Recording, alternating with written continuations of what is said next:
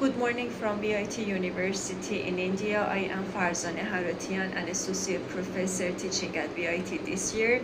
Last 4 years, I was teaching in different universities in China: Hunan University, Huayan University in Jiangsu, and Suzhou University. And now I am very much privileged to be here in India, and I have the honor of meeting very knowledgeable and insightful colleagues. And also I need to extend my gratitude to the organizers, to the host, to the moderators, coordinators, to all the people involved in making this academic event possible. This is like a dream coming true for many of the participants to get together and to share the thoughts and ideas about the research, about the papers they have been focusing on. I need to thank the host for inviting me for the International Conference on Nature, Culture, Literature, very necessary topics in this time, in post-COVID era of you see war, violence, and depression. So we need to again get close to the nature. We need to have a better understanding of culture, and through the language of literature, a different genre. And then my focus is poetry therapy. So this conference, this gathering with this very necessary and insightful title, as I said, is organized by PG and Research Department of English, Manar Tirumalai Naikar College, and in Madurai. And I need to thank everybody who has been striving to make this event happen. Many great professors took the hardship of traveling there in order to be there in person, and I really wish to be there as well. I was planning to join you in person, but due to some unexpected issue, I couldn't manage to be there in person. That's why I am recording this video to have my contribution. And definitely I need to thank again Dr. Supu for inviting me, and my dear colleagues, Professor Marks, Professor Tiru, and also Professor Prabor, and other dear colleagues I met in the other previous conferences. Madurai is a very beautiful city, and I thank those who don't belong to Madurai and you had this chance to be there for the conference. Try to manage some touring around the city. Definitely you would love the temple and some sightseeing that I was delighted to visit. These academic gatherings are very much essential and foundational for growth, for development, for enlightenment, for empowerment.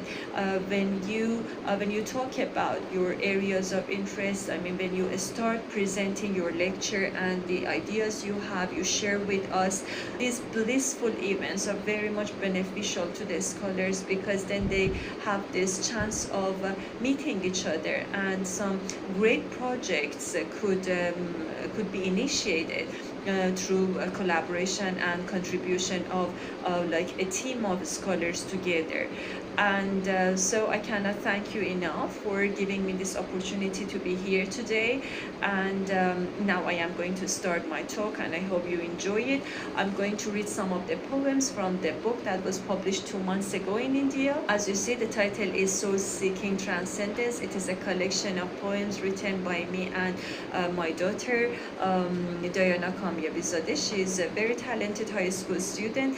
This collection of poems, I mean, like the language of poetry comes to rescue us, comes to help us. Poetry can be used for therapy. That's why in epilogue and prologue I was concentrating on the profound prominence of poetry, because it is the exalted, the heightened form of literature in therapies, in the improvement of mental health and well-being. Poetry with all the aesthetic and the figurative devices can be a medium, can be a platform for you to fly.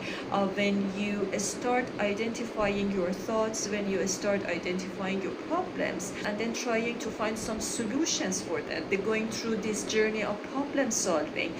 This is what poetry facilitates in the course of self-discovery, or I can call it self-creation.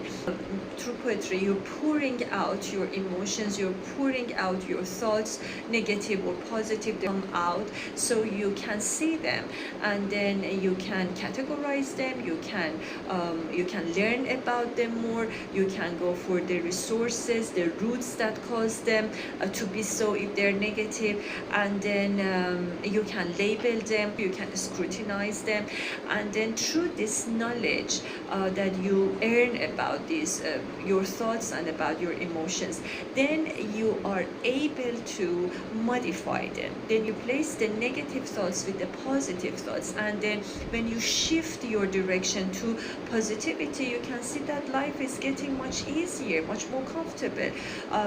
Then you feel that you're happier than ever before. So this is what we need to do. We need a shift from negative to positive.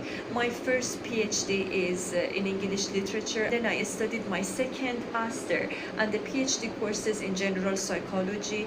I was very much keen on the connection between these two disciplines of literature and psychology, the way psychological theories can help the understanding and the better reading of literary works, and or how literature, like for example poetry, can come and help in the therapies after COVID time and the repercussions that you already know, all the depression and the losses that the whole globe went through.